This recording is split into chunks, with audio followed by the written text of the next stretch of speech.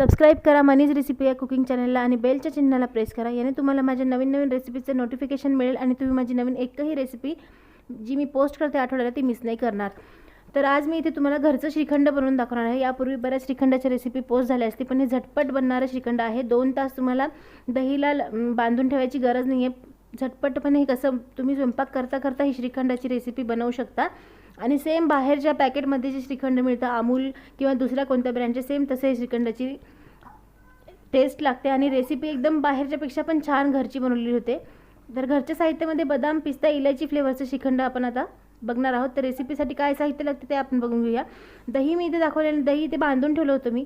2 ते 2.5 कप दही इथे बांधून घ्यायचं आहे कपड्यामध्ये. 20-25 मिनिटं बांधून ठेवलेलं आहे आणि आता तुमचा चक्का बनवून तयार झालेला आहे. त्याला एका भांड्यात काढून घेतलेला आहे पातेल्यामध्ये आणि त्यामध्ये आता घालण्यासाठी साहित्य दाखवतो मी. तर आता इथे चक्कामध्ये घालण्याचं 1 ते 1.5 चक्का बनवून तयार होतो. त्यामध्ये पिठी साखर घेतलेली आहे अर्धा कप. चवीनुसार आंबट असेल तर कमी जास्त तुम्ही साखर करू शकता. तर बदाम पिस्ता मी इथे करणार आहे त्यामुळे बदामाचे काप इथे घेतलेले आहे बारीक पतले चिरून आणि पिस्ता ठेवलेला आहे. सोबतच हिरवी विलायचीची पावडर इथे मी घेणार आहे आणि इथे कलर घेणार आहे. जर रंग नसेल घालायचा केसर असेल तर केसर तुम्ही दुधात भिजवून ठेवू शकता. थोडंसं आता चक्का इथे फेटून घेणार आहे रवीने, जी आपली व्हिस्क असते तिने फेटून घेणार आहे आणि त्या साखर पिठी साखर याच्यात घालून घेणार आहे. तर पिठी साखर घालून घेतल्यानंतर परत त्याला एकदा मिक्स करून घ्यायचं आहे. जर तुम्हाला रंग नसेल घालायचा तर पांढरं पण तुम्ही हे ठेवू शकता, ऑप्शनल आहे तुमच्यासाठी. 1 चमचा दुधामध्ये आता इथे रंग टाकून घ्यायचा आहे. 1च चमचा दूध वापरते.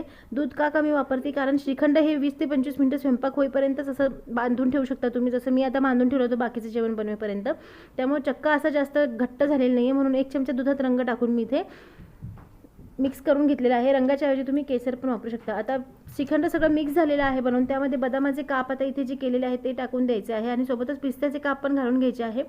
विलायची बिलकुल तुम्ही मिस नाही करायची, विलायची स्किप करायची नाही, विलायची पूर्ण घालून घ्यायची. विलायचीचा फ्लेवर याला जास्त चांगला लागतो. हे सगळे ड्रायफ्रूट्स घालून झाल्यानंतर आता याला मिक्स करून घ्यायचं आहे नीट. आणि बनवून झाल्यानंतर श्रीखंड तुम्ही थंड करण्यासाठी फ्रीजमध्ये ठेवून घेऊ शकता. तर फ्रीजमधून थंड झालेला आहे श्रीखंड. आता सर्व करून दाखवते मी तुम्हाला. तुम्ही हे जेवणासोबत खाऊ शकता किंवा जेवणानंतर डेझर्ट म्हणून पण याचा तुम्हाला आवडत असेल तर तुम्ही खाऊ शकता. आणि श्रीखंड बनवून थंडगार असं तयार झालेलं आहे. त्यावर थोडेसे आता फायनली डेकोरेशन किंवा गार्निशिंग करण्यासाठी इथे मी बदामाचे काप आणि पिस्त्याचे काप परत वरतून इथे घालून घेणार आहे.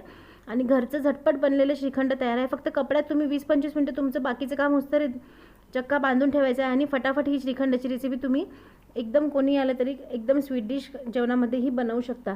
तर श्रीखंड बनवून तयार आहे. 1 ते 2 दिवस तुम्ही फ्रीजमध्ये ठेवूनही खाऊ शकता. श्रीखंडाची जर ही रेसिपी आवडली असेल तर नक्की एक लाईक करा, कमेंट करा, शेअर करा आणि सोबतच मनीज रेसिपी या मराठी कुकिंग चॅनलला सबस्क्राईब करायला विसरू नका. तर आजच नक्की करून बघा श्रीखंडाची ही रेसिपी आणि कशी बनली ते नक्की कमेंट करून सांगा. तोपर्यंत भेटूया पुढच्या एक छान नवीन वेगळ्या झटपट बनणाऱ्या रेसिपीसोबत. Bye bye.